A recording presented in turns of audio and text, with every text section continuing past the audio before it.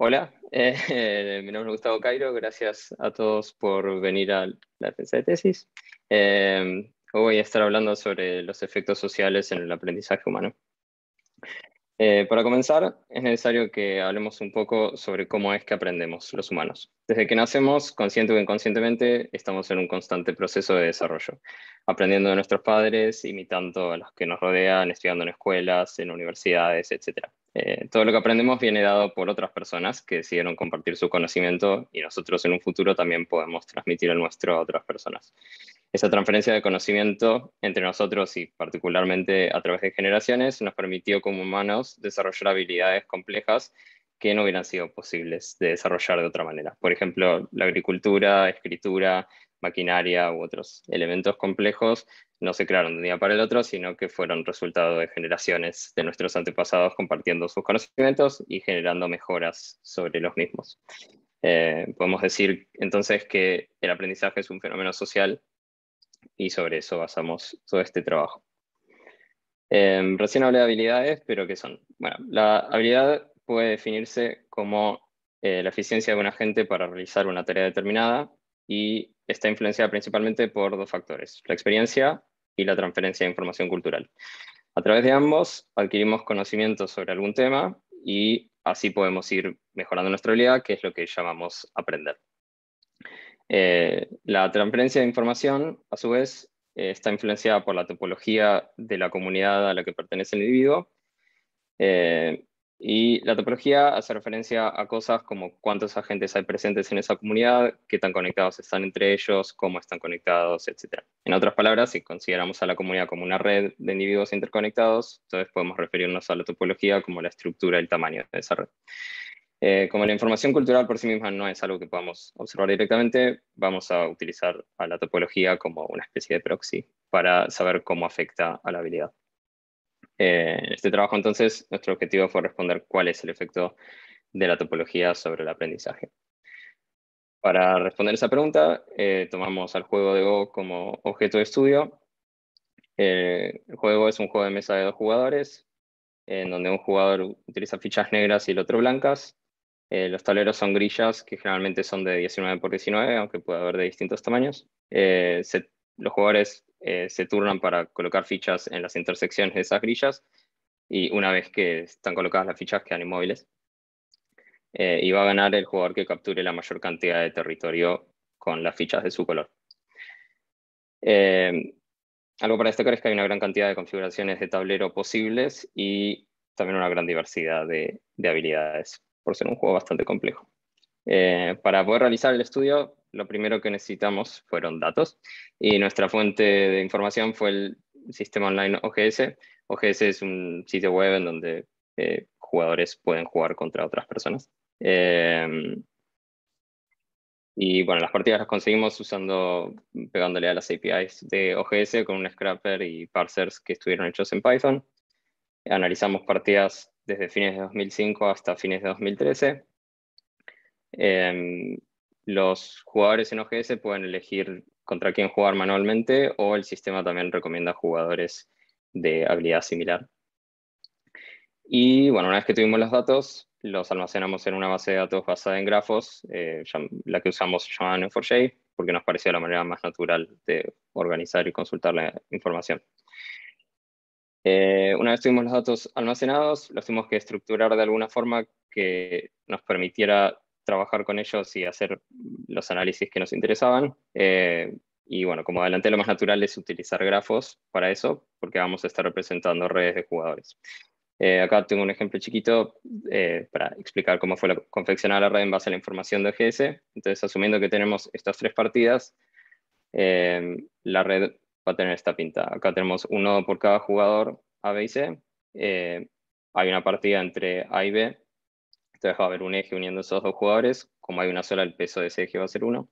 Y después, entre B y C, hubo dos partidas en dos fechas distintas, así que va a haber también un eje que los une, pero el peso va a ser 2 en lugar de 1. Bueno, con la red ya confeccionada, podemos como volver a enfocarnos en la pregunta original y para responderla vamos a necesitar definir tres elementos. El primero va a ser que necesitamos una manera de describir la topología de la red de jugadores. Después vamos a necesitar una manera de hacer análisis temporales sobre esa red. Y tercero, vamos a necesitar una manera de cuantificar los cambios en la habilidad.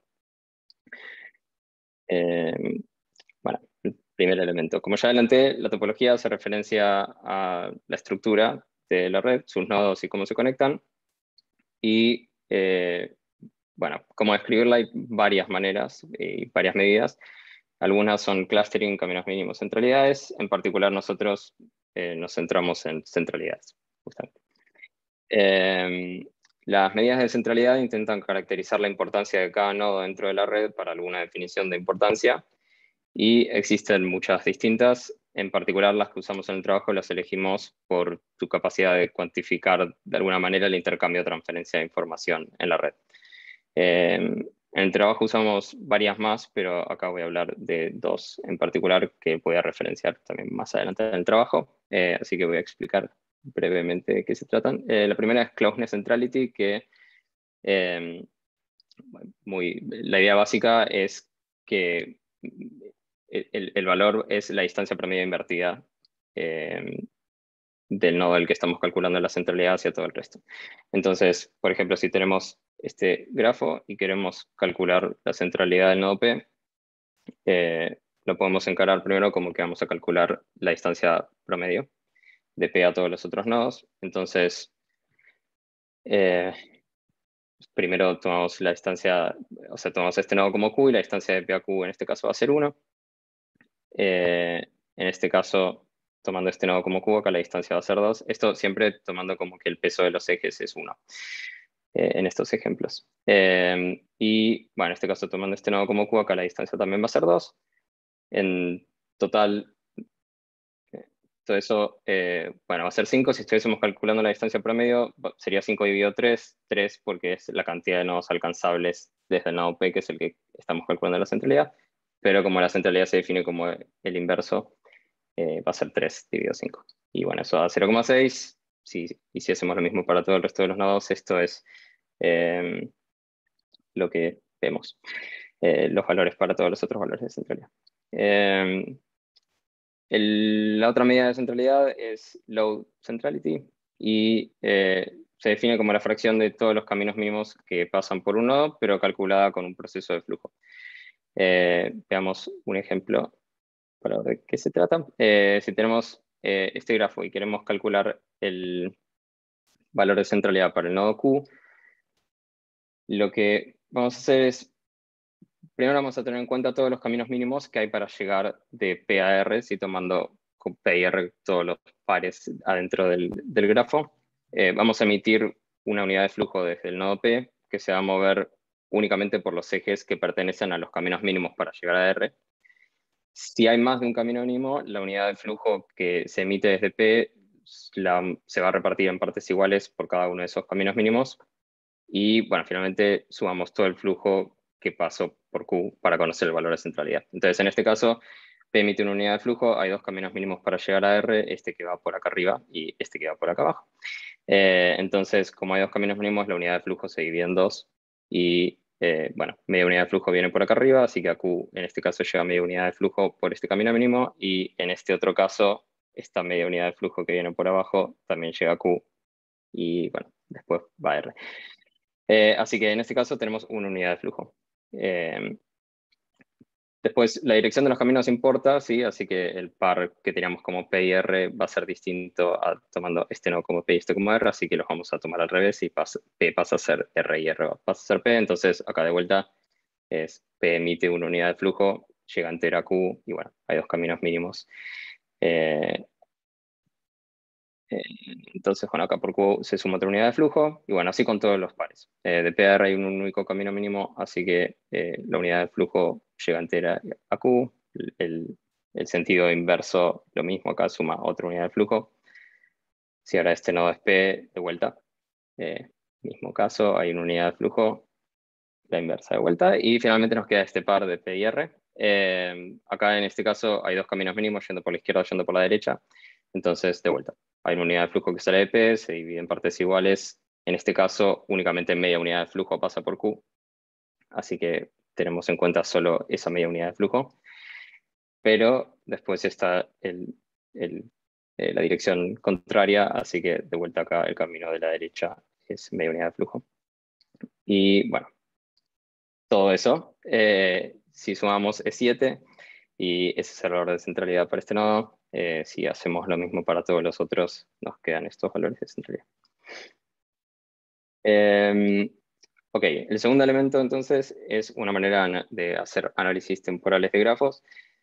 Queremos ver posibles cambios de la habilidad en relación a la centralidad, si ese es nuestro objetivo. Entonces necesitamos una manera de analizar ambos valores en distintos momentos para compararlos y poder ver la evolución. Las partidas tienen fechas y tienen instantes, entonces podemos utilizar el método de ventanas deslizantes o snapshots, que es el método más estándar para hacer esto. La idea del método de ventanas es generar ventanas con fechas de inicio y fin y usarlas para dividir al grafo grande que tenemos con partidas entre 2005 y 2013 en sus grafos más chicos, cada uno conteniendo únicamente los nodos y ejes que se corresponden con jugadores y partidas que hayan sucedido entre esas dos fechas de inicio y fin. ¿Pero qué tamaño de ventana elegimos? Bueno, la elección del tamaño de ventana fue el resultado de hacer análisis tomando distintos tamaños de ventanas y viendo cuál era el mínimo tamaño que nos daba la mayor cantidad de información, eliminando ruido innecesario. Entonces, bueno, vamos a querer el mínimo tamaño, porque si tenemos ventanas muy grandes, los subgrafos también van a ser grandes y potencialmente va a ser muy costoso calcular algunas medidas sobre esos subgrafos. Entonces, bueno, para hacer este análisis comparamos la evolución de varias características del grafo a lo largo del tiempo. Acá voy a mostrar dos, nada más, que es, esta primera es la proporción del grafo que pertenecía a la componente conexa más grande, y este es el largo promedio de los caminos mínimos. En ambos casos, la curva naranja es tomando tamaños de ventana de una semana, la celeste de 2 y la violeta de un mes. Y bueno, esta primera figura, la curva naranja, se ve que es bastante más ruidosa que las otras dos y captura algunas caídas bruscas acá al principio, que es cuando el sitio web era muy nuevo y los jugadores no estaban tan interconectados. Y acá en este caso, cerca de fines de 2010, hubo un problema técnico en el sitio y estuvo caído por un tiempo, entonces se generó como una desconexión entre los jugadores. Pero bueno, para las otras dos curvas, la celeste y la violeta, esas caídas así tan bruscas no son capturadas o como en mucho menor medida. Y bueno, acá en la segunda figura pasa algo parecido. ¿Sí? La naranja tiene mucho más ruido que las otras dos. Pero bueno, para ambas medidas, todas las curvas están alrededor de valores similares. No es que están en lugares completamente distintos, lo que nos dice que elegir tamaños de ventana más grande no nos hace perder ningún tipo de información. Así que finalmente elegimos un tamaño de ventana de 2 semanas con una de solapamiento. Y bueno, eso del solapamiento quiere decir que vamos a tener, por ejemplo, una ventana del 1 al 14 de enero y la siguiente va a ser del 7 al 21. Y eso lo decidimos hacer para que las curvas sean un poco más suaves, continuas. Y bueno, el tercer elemento que vamos a necesitar es una manera de cuantificar las habilidades desconocidas para nosotros de los jugadores. Para eso utilizamos un modelo llamado TrueSkill, que es un modelo causal que vincula las habilidades ocultas con los resultados observables a través de diferencias de rendimiento. Eso en palabras simples significa que lo único que vamos a dar con certeza es quién gana una partida y en base a eso vamos a tener un mecanismo para estimar la habilidad real de los jugadores. Veamos un poco más en detalle cómo se interpreta este modelo.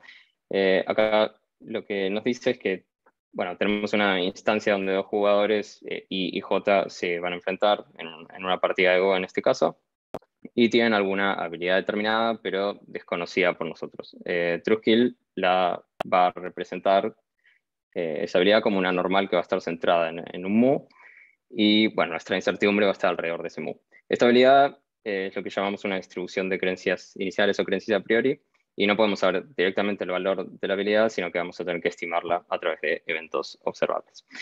En este caso, la estimación va a ser consecuencia del rendimiento que tengan los jugadores a la hora de jugar la partida. El rendimiento hace referencia a la performance que tuvieron cada jugador en una partida específica y no necesariamente va a ser igual a la habilidad real del jugador, porque puede depender de cosas transitorias como el estado de ánimo, las ganas de jugar, etc. pero va a estar cerca. De hecho, bueno, el rendimiento es considerado una normal también para el modelo de Truskill, que va a estar centrada en la habilidad real, si S es la normal de la habilidad, con un cierto ruido que vamos a llamar beta. A esta variable de rendimiento la vamos a, de alguna manera, poder mostrar a través de la observación del resultado y así mejorar la estimación que tenemos de la habilidad. Cada jugador, entonces, va a tener un rendimiento durante la partida y al restar ambos rendimientos vamos a tener una variable nueva, que es la diferencia. Y el resultado va a depender directamente de esa diferencia. Entonces, si la diferencia fue positiva, es porque el jugador Y tuvo un rendimiento mayor, lo que significa que el jugador Y ganó la partida. Y si el resultado, la diferencia es negativa, es porque el jugador J tuvo un rendimiento mayor, lo que significa que el jugador J ganó la partida.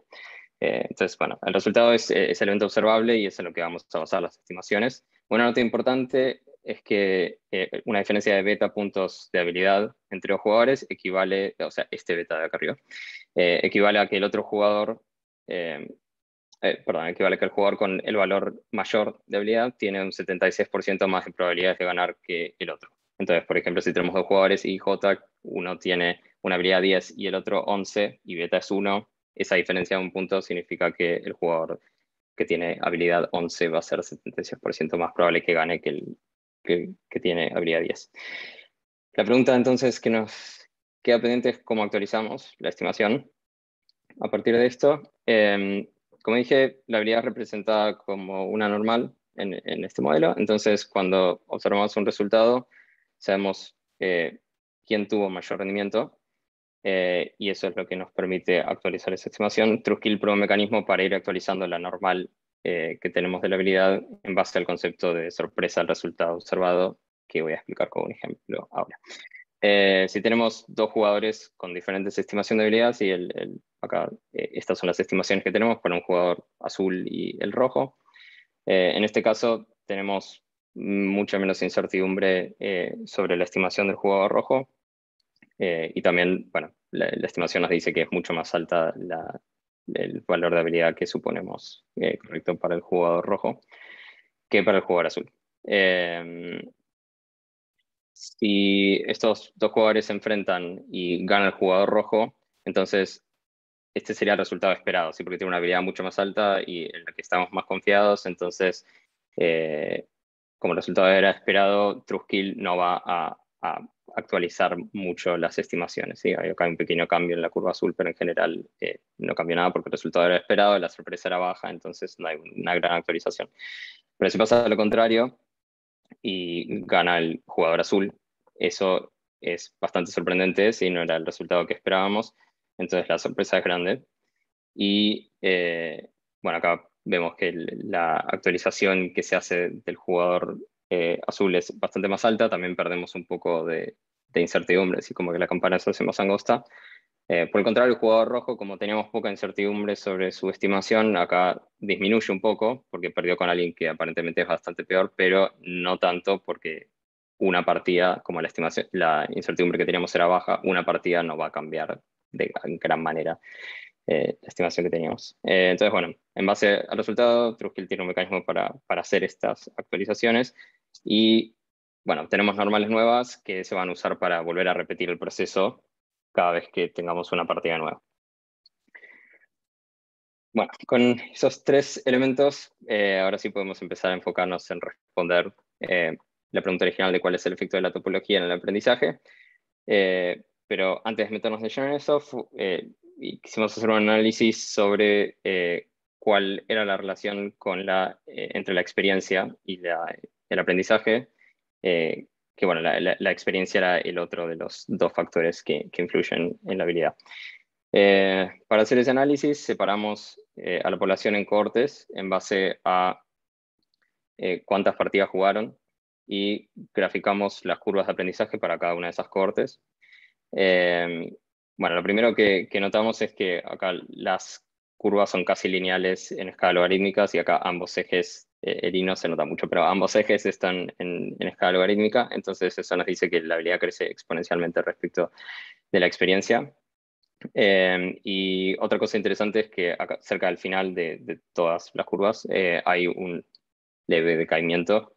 Una explicación posible de eso es que el final de las curvas se corresponde con las últimas partidas jugadas por los jugadores que pertenecen a esa cohorte. Entonces, eso puede significar que los jugadores están desganados o desmotivados y no les interesa jugar activamente. Entonces, medio como que cae su habilidad cerca del final.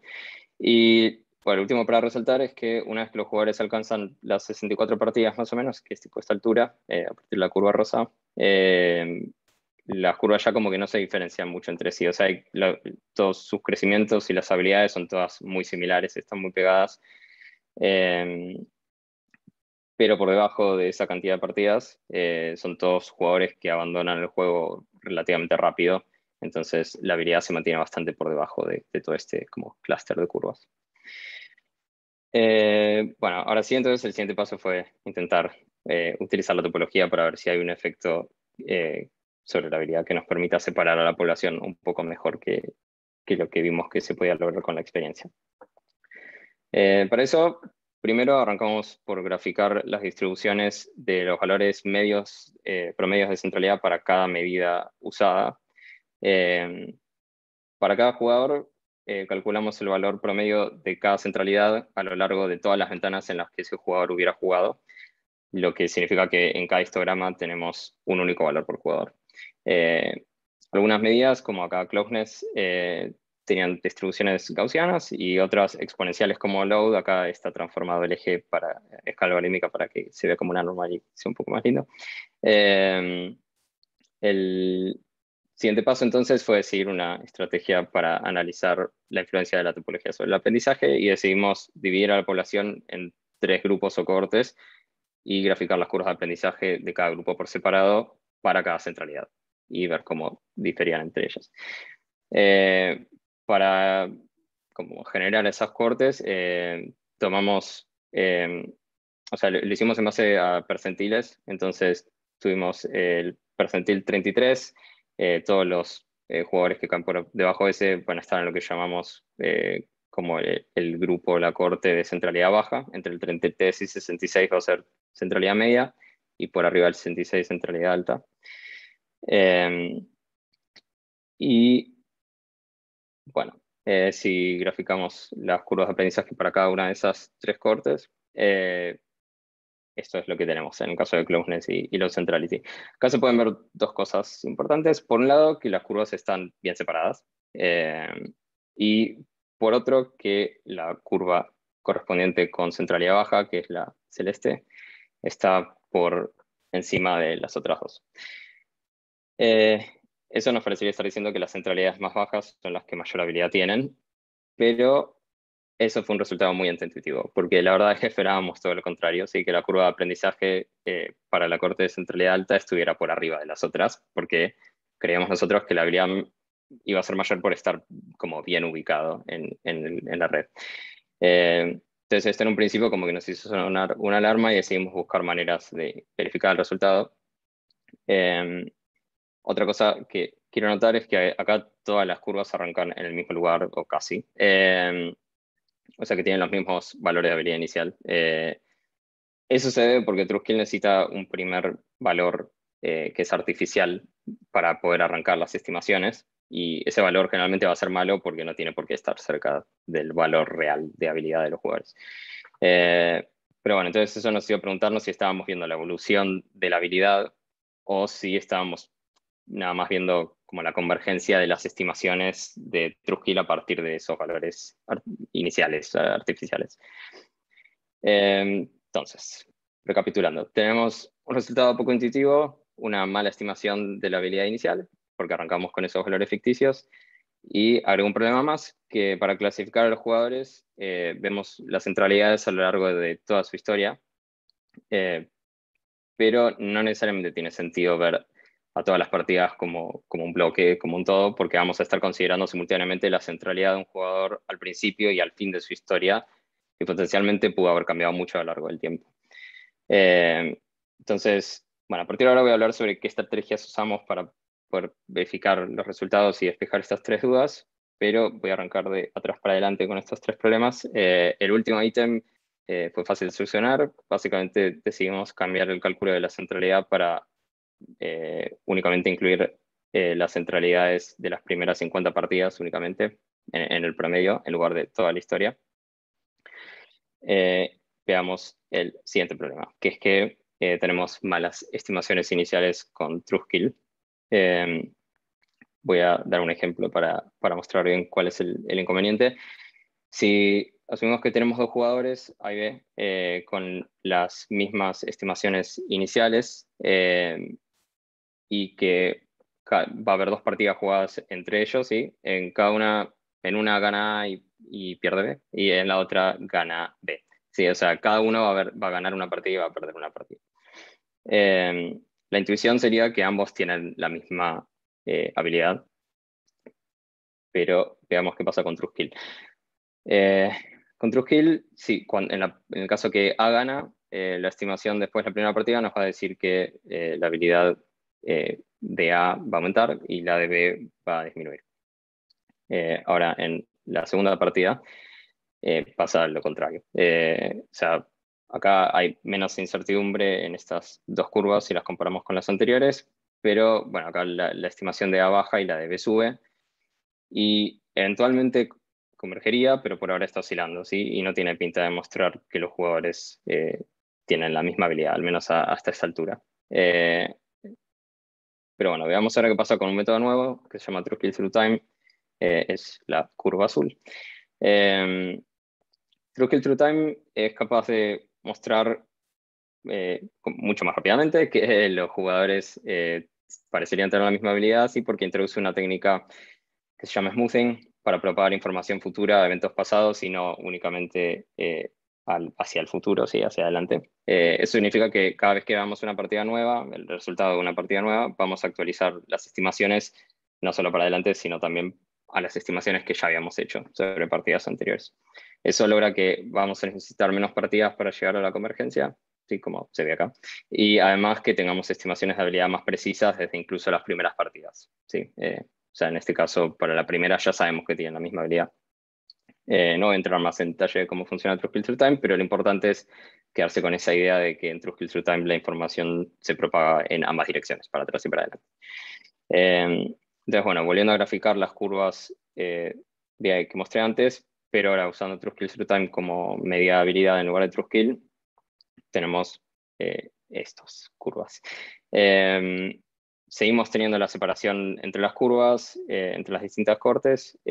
Además, se mantiene esto de que las curvas de la corte de centralidad baja están por arriba de las otras dos, pero además ahora se ve claramente que no arrancan todas en el mismo lugar.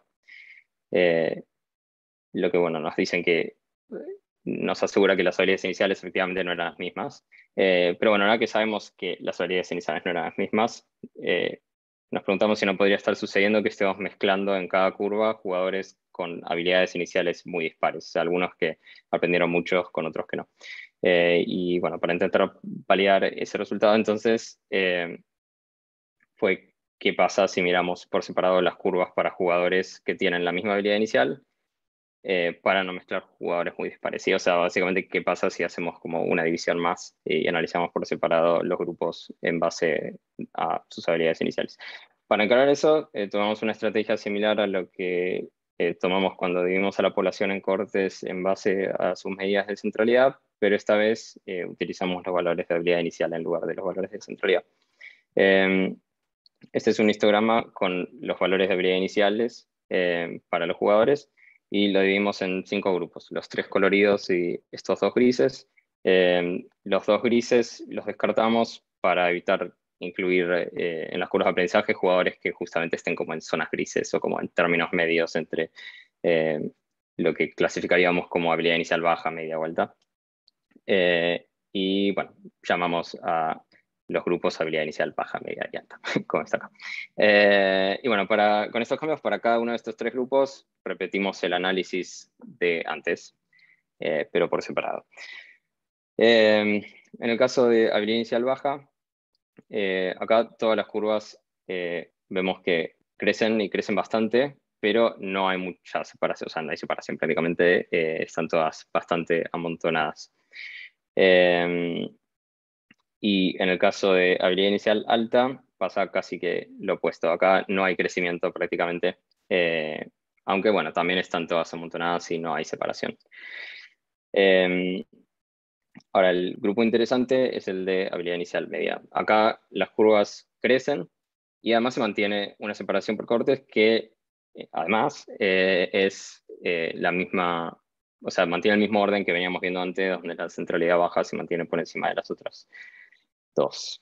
Entonces, resumiendo un poco esto que acabamos de ver, eh, para eso voy a traer otro concepto, que, bueno, muchos trabajos caracterizan el proceso de aprendizaje a través del tiempo como una curva sigmoidea, como esta que se ve acá, en donde hay 4 etapas. La primera, donde la habilidad del individuo está prácticamente planchada en cero y es antes de que sepa algo del tema o recién cuando está aprendiendo. Después, la fase uno, donde hay un comienzo tal vez un poco lento, pero después hay un crecimiento fuerte, empinado y donde es donde más aprendizaje se ve. Después, una fase 2 donde sigue un poco ese aprendizaje alto, pero eventualmente es como que el ritmo se ralentiza un poco porque está llegando al límite de lo que tiene por aprender sobre ese tema en particular. Y después tenemos la fase 3 que es cuando ya el individuo alcanza como un nivel de expertise sobre el tema y ya no tiene más que aprender. Y se vuelve, llega a una meseta y termina ahí. Bueno, las curvas que mostré antes en las diapos anteriores se corresponden casi perfectamente con esto. Primero tenemos el caso de habilidad inicial baja. Acá todos los jugadores que caen en ese grupo son jugadores que no saben mucho de Go, que recién están arrancando, entonces independientemente de la centralidad, ¿sí? Porque no hay separación entre estas curvas, todos parecen estar aprendiendo mucho. O sea, hay como un crecimiento bastante empinado, así como se puede ver acá en esta fase uno, pero parecería que la centralidad no importa. Acá en la fase 2 sí vemos una separación en las curvas, sí es el grupo de habilidades, la podemos corresponder con el grupo de habilidad inicial media. Eh, y bueno, acá parecería que sí, la topología influye en el aprendizaje. Y en fase 3 que bueno, ya es la zona cuando los jugadores son expertos y nadie aprende, entonces acá, bueno, se ve esa meseta de la que hablaba antes. No hay separación tampoco, o sea, la centralidad no parecería influir la topología porque ya todos están en un, ya todos son expertos, digamos, entonces nadie está necesariamente aprendiendo. Y bueno, eso es todo. En conclusión, entonces, a menor centralidad, tenemos un mayor aprendizaje. Inicialmente eso fue poco intuitivo, pero resistió las verificaciones que hicimos y además está en línea con otros estudios hechos sobre el aprendizaje. Eh, y lo otro importante es que la influencia de la topología parece depender del contexto, ¿sí? Como dije en fase uno, básicamente solo parece importar la experiencia, no importa la topología. En fase 2 sí parece importar la topología, y en fase 3 es el límite del aprendizaje, ¿sí? Y es como que ninguno de los dos factores importa, por eso están constantes prácticamente las curvas de aprendizaje. Pues, bueno, eso fue respecto a resultados, pero otras cosas que aprendí durante todo este proceso, bueno, exploré herramientas, implementaciones de bases de datos basadas en grafos y hacer análisis sobre grafos temporales o dinámicos y distintas medidas de centralidad. Y también experimenté la dificultad de limpiar y trabajar con grandes volúmenes de datos. Y bueno, después hubo un par de preguntas que nos hicimos, pero que no hubo tiempo para contestar. La primera es que, bueno, como las partidas tienen fechas, se pueden generar grafos dinámicos. Los grafos dinámicos, muy brevemente, son una extensión de grafos donde los nodos y los ejes básicamente tienen timestamps que significan, son instantes a partir de los cuales esos nodos u ejes empiezan o dejan de existir dentro de ese grafo. Hay medidas de centralidad, pero son muy pocas y recientes y no tienen implementaciones donde nada, se tienen en cuenta ese dinamismo y esa aparición y desaparición de nodos y ejes. Entonces tal vez sería interesante usarlas y ver si se llega o no a los mismos resultados. Otra cosa que nos preguntamos es, o sea, nosotros tomamos a la topología como un elemento dado y hicimos el análisis sobre qué efecto podía tener, pero nunca hicimos un análisis sobre, o sea, nunca tuvimos en cuenta sobre cómo es que cada jugador elige a sus oponentes. Entonces, tal vez eso se podría de alguna manera cuantificar y utilizar como una variable más para dividir a la población y ver qué efectos tiene. Eh, y bueno, nosotros, o sea, llegamos a esta conclusión de que una centralidad más baja parece significar como rate de aprendizaje más alto, pero eso, no sé, dependería tal vez de la habilidad que estamos intentando aprender o siempre va a ser así, que siempre una centralidad baja se va a corresponder con un aprendizaje alto. Y eso es todo. ¿Preguntas?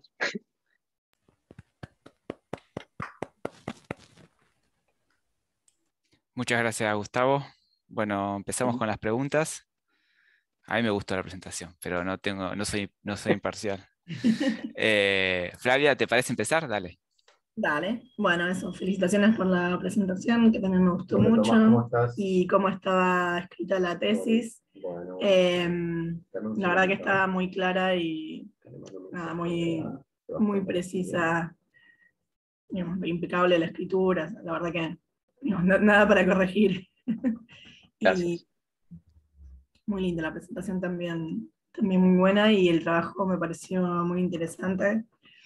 Eh, Es verdad que digamos, que era un poco antiintuitivo lo de mayor aprendizaje con menor centralidad, pero bueno, un poco se me ocurre que también es eso lo que vos decís al final sobre cómo se eligen los oponentes. Por el momento mencionás también que se puede elegir un rival que no tenga una diferencia muy grande de ranking, que Ujú. bueno, hay que ver cuántas opciones dentro de, si las personas eligen esa opción, yo cuántos jugadores recién distintos te acabo pueden de mandar machear WhatsApp, o así que no. ni empezamos a O sea, charlar. por ahí eso te limita un Ujú. poco tu centralidad. Sí. Y otra cosa que también no sé es si en ese sitio, digamos, se hacen, digamos, partidas sueltas uno a uno, o si hay una especie de torneos eliminatorios y se avanza, porque ahí también puede tener que ver un poco, ¿no? Que los jugadores menos habilidosos por ahí no avanzan tanto en los torneos. Estaba pensando como tenis, que es un ámbito que sigo más. Claro. Y claro, Ujú. los jugadores más, digamos, con menos ranking tampoco juegan tantos partidos durante Ujú. cada, poco por ahí una explicación, ¿no? Que los que todavía están más aprendiendo no tienen la oportunidad de jugar tantos partidos en un formato de torneo. No sé, eso Ujú. sí. Sí, es una buena pregunta. La verdad es que yo no sé, Gus, si en algún momento incursionó un poco más, que también estuve haciendo como otros trabajos medio en paralelo. Pero sí, o sea, sé que hay torneos en la página, pero honestamente no sé si tienen como o sea, no sé si las partidas que se juegan dentro del torneo se cuentan o no dentro de tipo el rating que se hace o si son como medio paralelas. La verdad es que, o sea, no hicimos una separación respecto de eso, eh, pero sí, es verdad lo que decís. Y sí, sería interesante tal vez hacer como algún análisis teniendo eso en cuenta. Bueno, muy bueno. Felicitaciones. Gracias.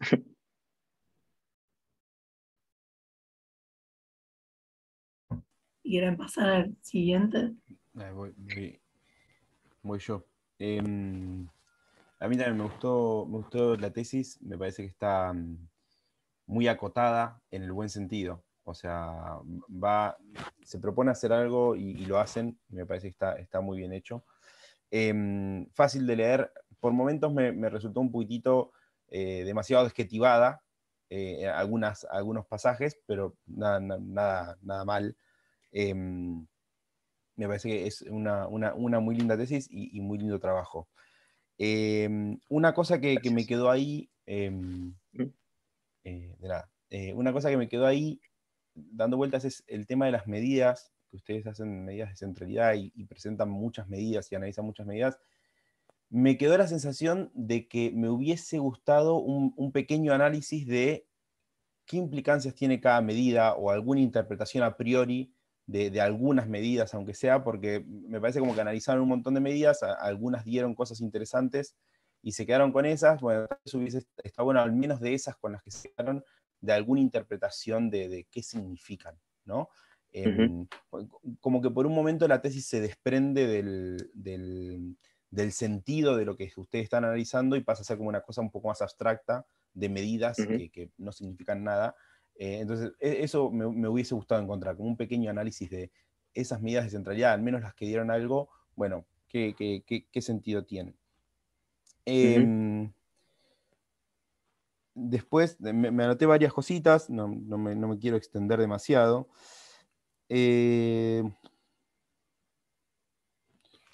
Eso, algo chiquitito, no me quedó claro si cuando analizan los nodos, analizan en todo esto, digo, cuando analizan la topología, si analizan solo la componente conexa más grande o analizan todos. Analizamos todos. Bien, perfecto. No, porque Sí. como había un pequeño análisis que lo hacían sobre la componente conexa más grande, pero no me había quedado claro si después seguían con eso o no. Sí, pero sí, no, la parte de centralidades sí es sobre todo.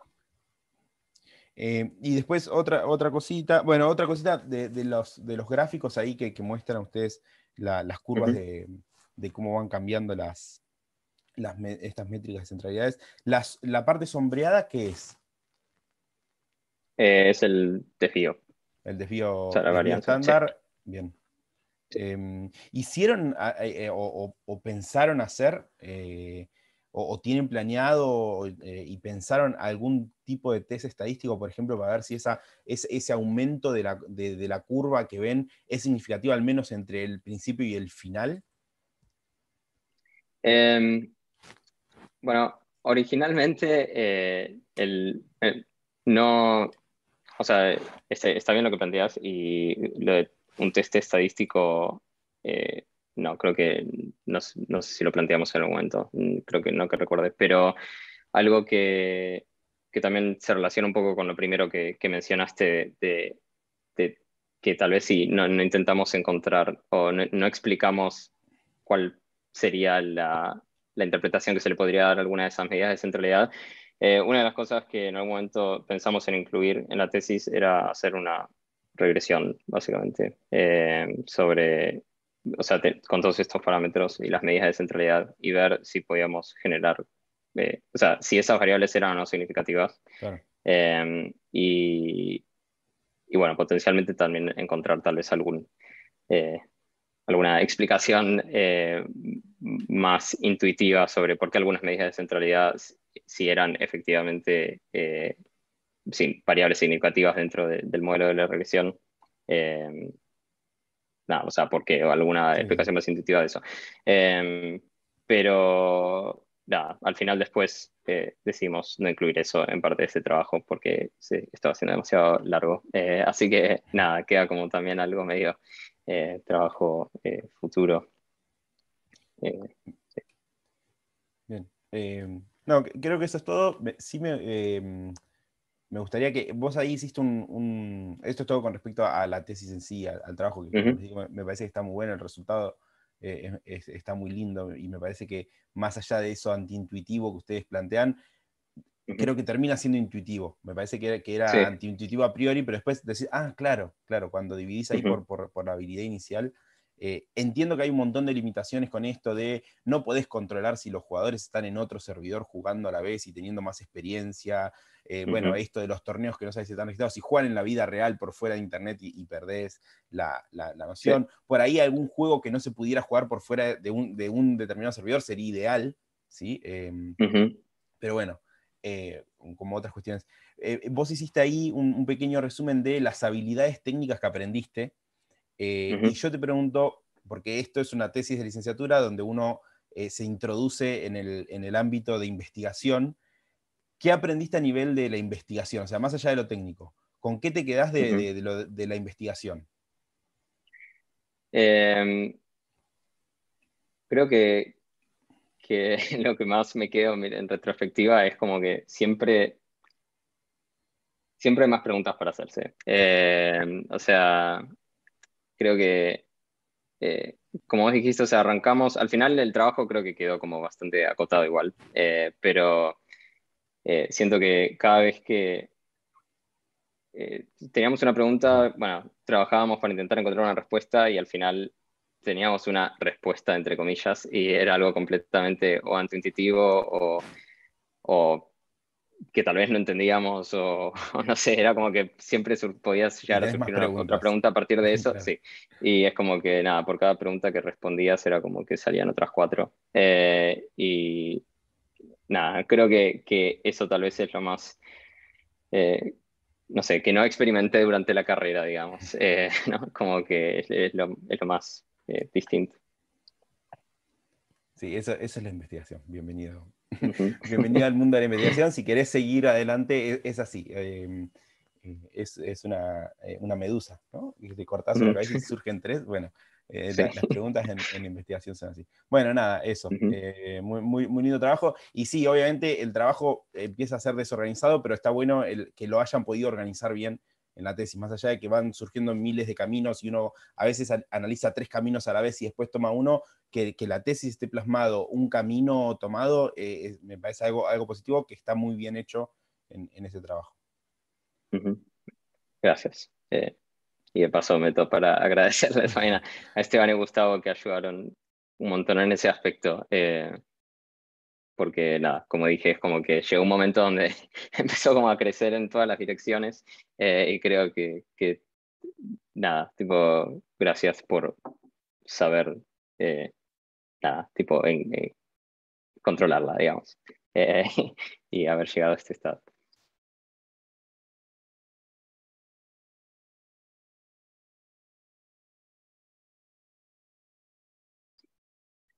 Eh, Y la verdad es que Bueno, tenés una claro planta que que ahora va tenemos haciendo que cosas pasar como a y un Sí. deliberar o algo así, controlador a que una va a sala o algo monitorear así. esas cosas y va No a sé si tomar digo, acciones. si Esteban quiere abrir sí. una sala, o Gustavo, si sos host, puedes abrir una salita para que deliberemos. Yo no estoy como host eh, y estaba muteado yo porque había problemas con mi audio, ¿puede ser? No, yo ahora te escucho bien. Ok. sí, yo también te escucho, pero sí, yo no soy Esteban, host, yo no creo. estoy como host. Es Esteban Y host. Esteban Alguien que le pide una llamada de Esteban. está muerto, Esteban. No sé qué le pasa. Así. Está muerto de ganas. Si puedo agregar un par de agregaría comentarios. Ya que Sí, me sí, sí, pregunto. podés agregar comentarios del lado del ¿Puedo? director. Ok. Sí, sí. Me parece muy clave lo que dice Flavia, de que, que el torneo, que no sean solo torneos. Ujú. Y por lo que conocemos, capaz que haya que mirarlo con más atención, que eso ciertamente no lo hicimos, pero por lo que conocemos, los torneos en general se suben a otra base de datos que es KGS. En OGS son juegos más... de hecho, la gente que sabe jugar al Go juega más individuales, más juegos rápidos en OGS, y los juegos importantes y torneos van a KGS. Eso creo que en general no hay tantos torneos, eso creemos. Y después lo de los test significativos, te mencionó lo de las regresiones lineales y hacer selección de variables. Ay, se cayó. ¿Está ahí? Bruno se fue, ahí volvió. ¿Bruno se cayó? Sí, pero ahí volvió. Ok. No No, es que pedimos creo que eso. Esteban nos invitó a Más la bien, sala le de decimos, bueno, jurados, el controlador pero puede todavía proponer Ah, está. bueno, algo. nada, les dejo de hablar, entonces, más bien. Ah, Dale, estás Vos en no vivo. Bueno, le querés que el anunciamos controlador para al ganar licenciado fuerza el entonces. sistema Sí, a felicitaciones, estados, licenciado. por ejemplo, no le gracias. permiten Felicidades, licenciado. entonces Su los nota es problemas 10. son distintos. Si hay algunos papers que Bueno, muestran Felicitaciones. Felicitaciones.